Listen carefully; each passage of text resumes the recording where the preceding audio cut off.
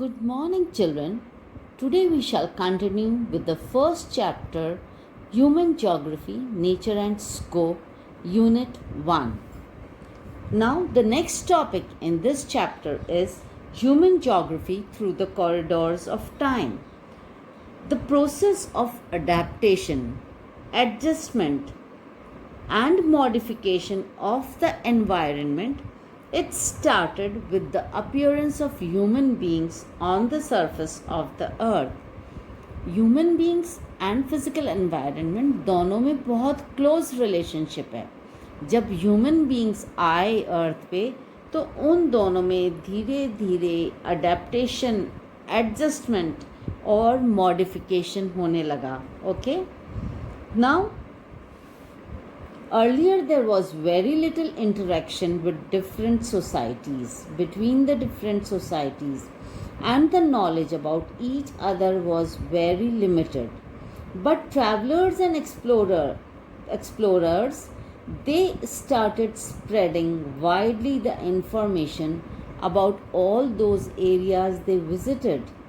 Navigational skills were also not developed, and voyages were full of danger.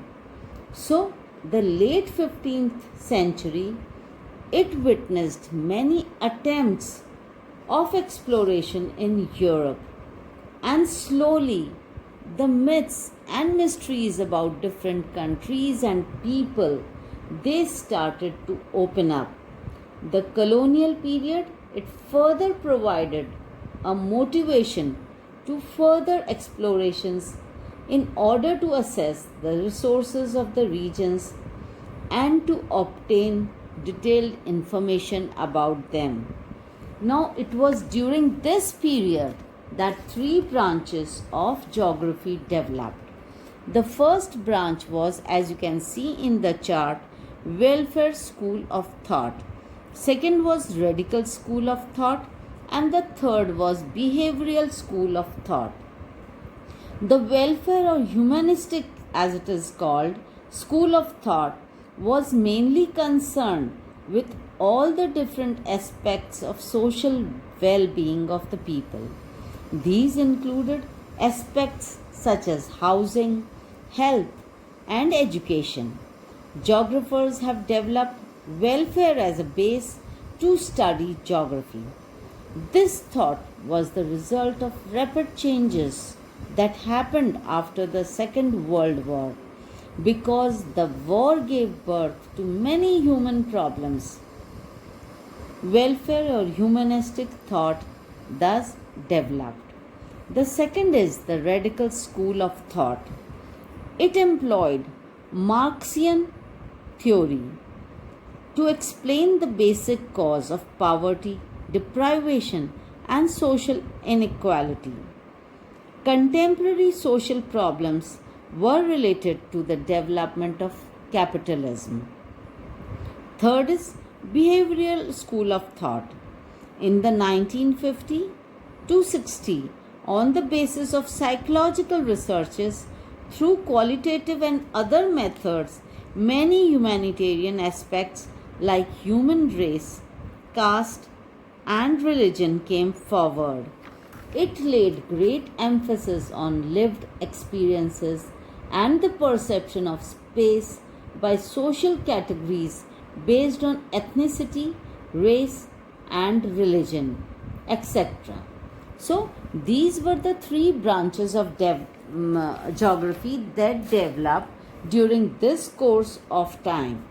Now, the next topic that is very important is fields and subfields of human geography. Human geography, as we have seen, attempts to explain the relationship between all the elements of human life and the space they occur over. It assumes a highly interdisciplinary nature. It develops close interface with other sister disciplines in social sciences in order to understand and explain human elements on the surface of the earth. So, now let us have a view of the different broad stages and thrust of human geography. Now, children, look at this table. It gives us the different periods, the approaches that were there in that period, and what were the broad features. The first is the colonial period is divided into two parts. The first half of the period, it is related with exploration and description, and the second part was related with regional analysis. So you can see the broad features of this period was that there were imperial and trade interests prompted the discovery and exploration of new areas. All encyclopedic description of the areas formed as an important aspect of geographers' account. The second colonial period, in this elaborate description of all the aspects of a region were undertaken.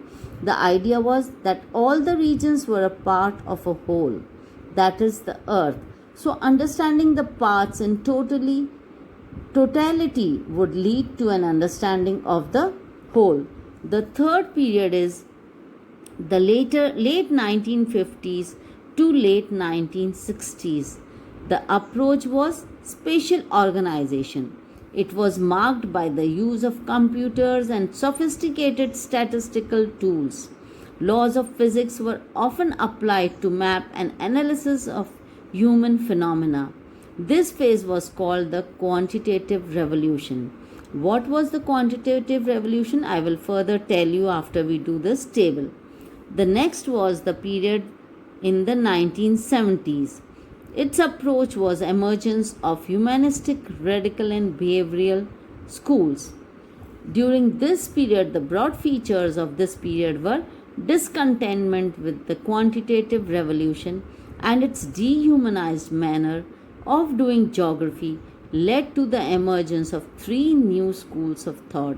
These three new schools of thought, they emerged after there was dissatisfaction with the quantitative revolution. Human geography was made more relevant to the socio-political reality by the emergence of these schools of thought. And the last period is 1990s. This is the postmodernism in geography, and its broad features were the grand generalizations and the applicability of universal theories to explain the human conditions were questioned. The importance of understanding each local context in its own right was emphasized. Now, what is the quantitative revolution? Let me clear it. Quantitative revolution was a paradigm shift that sought to develop a more rigorous and systematic methodology for the discipline of geography. It came as a response to the inadequacy of regional geography to explain general spatial dynamics. The main claim for this quantitative revolution is that it led to a shift from ideographic to nomothetic geography. In the history of geography, it was one of the four major turning points of modern geography, the other three being environmental determinism, regional geography, and critical geography. Now let us take a look at this table 1.2. It gives us human geography and sister disciplines of social science. So the first column gives us the fields of human geography, the second column gives us the subfields, and the third column, it gives us the interface with sister disciplines of social science. So you can see the first column, it has got social geography, urban geography, political geography, population geography, settlement geography, and economic geography. Then the subfields are given, and then how it is related to other disciplines of social sciences. So children, you can do these tables from the book also, and you can go through in all these different subfields and sister disciplines of social sciences. So this completes our chapter. I shall give you the worksheets, the question sheet and answer sheet also today. Thank you.